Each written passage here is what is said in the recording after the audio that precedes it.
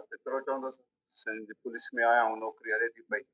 उन सां गॾोगॾु शाइरी जेका आहे मुंहिंजो हिकिड़ो साहित्य हिकिड़ो शौक़ु आहे जेका मां कयां थो पियो। ऐं अलहमदिल्ला सुठी टूटी करण तां 2022 में मूंखे सदाती अवार्ड सां नवाज़ियो वियो, जेको हाणे पोएं महीने जी 16 तारीख़ असांखे कराची घुरायो। मिनिस्टर साहब, आई जी साहब ऐं पंहिंजे DIG साहबान हुया जेको हुते नवाज़ियो वियो मूंखे, जेको अलहमदिल्ला सदाती अवार्ड सां।